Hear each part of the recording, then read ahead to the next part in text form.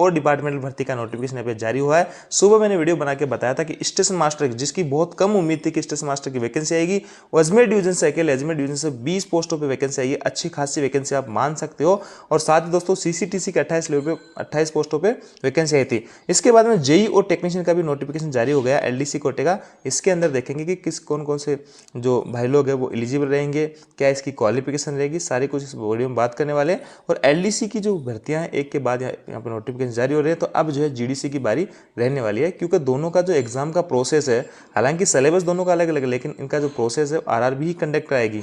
तो जब जीडीसी के एग्जाम होंगे तो उसी हिसाब से आपके एलडीसी के भी एग्जाम होंगे। तो ऐसे में दोस्तों यहाँ पे कहीं ना कहीं ये जो आपस में कोलेट इनको कर सकते हैं। और ये डिवीजन सबसे फास्ट, बिल्कुल दोस्तों एनडब्ल्यूआर के अंदर अजमेर डिवीजन सबसे फास्ट यहाँ पे काम कर रहा है। लगातार यहाँ पे कई सारे नोटिफिकेशन जारी कर दिए और आगामी समय में यहाँ पे नोटिफिकेशन जारी होते रहेंगे। तो अब जो कयास जो है लगाए जा रहे थे कि सभी जो डिवीजन है, सभी जो जोन है, वहाँ से वैकेंसीज आपको देखने को मिलेगी, एलडीसी कोटे की, जीडीसी कोटे की। और दोस्तों जीडीसी कोटे में किसी टाइप का कोई टाइम बाउंडेशन नहीं होता है, लेकिन एलडीसी कोटे में अलग अलग वैकेंसीज के लिए अलग अलग जो है टाइम बाउंडेशन मांगा जाता है। और एलडीसी और जीडीसी में थोड़ा सा मैं आपको और डिफरेंस करके बता देता हूँ कि क्या थोड़ा सा डिफरेंस है इसके अंदर। एलडीसी कोटे की जो भर्ती होती है दोस्तों, ये डिवीजन लेवल पे होती है, और आपकी जो जीडीसी की होती है वो आपके जोनल लेवल पे होती है।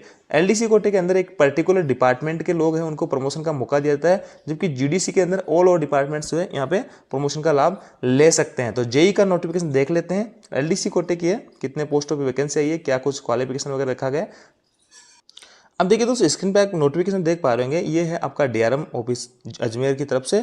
और यहाँ पे इंजीनियरिंग पीवे की जो है जेई के लिए 20% जो वैकेंसीज होती है पीवे की, वो आपका एलडीसी कोटे के तहत भरी जाती है। तो इसके अंदर दोस्तों जो आपके गैंग ट्रैक वगैरह, मेंटेन वगैरह, टेक्नीशियन वगैरह ये काम कर रहे होते हैं पीवे के अंदर, उन्हीं लोगों को मौका दिया जाता है।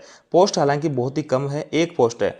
टोटल जो है यहाँ पे 8 वैकेंसी रहती है, एक पोस्ट है। इसमें पीवे वाले भाई लोग ही जो ट्रैक से रिलेटेड काम करते हैं, ट्रैक मेंटेन वगैरह, वही लोग इसमें आवेदन कर सकते हैं।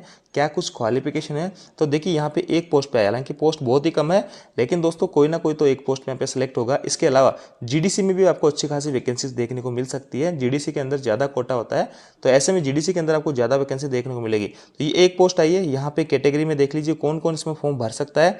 ये देखिए रेल पथ पर कार्य करने वाले सभी ग्रेड के रेल पथ अनुरक्षक, सिविल इंजीनियरिंग कर्मचारी जैसे यूएसएफडी कर्मचारी, लोहार, हथौड़िया, वेल्डर, सोल्डर, लाइन, रंगसाज, बढ़ई आदि जो 3 वर्ष से रेल सेवा में पात्र हो। रेल पथ समय में वर्तमान में कार्यरत कारीगर हेल्पर जिन्हें रेल पथ में कार्य करने का 3 वर्ष का, यानी 3 वर्ष की जो है क्वालिफिकेशन मांगी गई है रेलवे के अंदर। और जैसे कोई ट्रैक मैन वगैरह भी है तो वो भी इसमें, ट्रैक से रिलेटेड कोई भी कर्मचारी है और 3 साल की उसकी हो गई है सर्विस, तो वो इसमें फॉर्म भर सकता है। शैक्षणिक योग्यता देखिए यहाँ पे आपका पीसीएम से कम 3 विषयों में 10+2, जिसके पास सिविल इंजीनियरिंग में डिप्लोमा पात्र हो, यानी आपके पास में अगर 10+2 से आपने पीसीएम से कर रखी है तो भी आप इसमें एलिजिबल हो, आप जेई बन सकते हो। 10+2 वाले भाइयों को भी एलडीसी कोटे के तहत जेई बना दिया जाता है।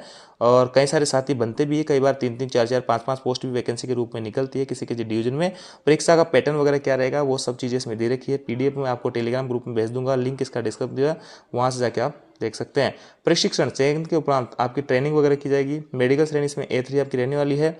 आवश्यक दस्तावेज आपका वही शैक्षणिक योग्यता क्या कुछ है, और आपका जो पैनल बनाने अंकों की गणना निम्न अंकों के आधार पर की जाएगी। 50 का जो है प्रोफेशनली आपका एबिलिटी होगा। 30 का रिकॉर्ड, देखिए बहुत बड़ी यहाँ पे रिकॉर्ड, इसका मैं आपको जिसको सीआर भी बोल दिया करते हैं, इसका बड़ा रोल रहता है। ये आपका इंचार्ज यहाँ पे मार्किंग करता है आपकी, तो आपका जो काम है अच्छे से करें। आपका जो सेंस ऑफ ह्यूमर है, बात करने का तरीका है, काम करने का तरीका है, नॉलेज है रेलवे से रिलेटेड, तो उनके आधार पे आपको नंबर दिए जाते हैं। तो इसको आप एक अपना जो है डेकोरम मेंटेन करके चले, ताकि आपको इंचार्ज अच्छे से अच्छे मार्क्स यहाँ पे दे सके और एलडीसी कोटे में आपको फायदा हो सके।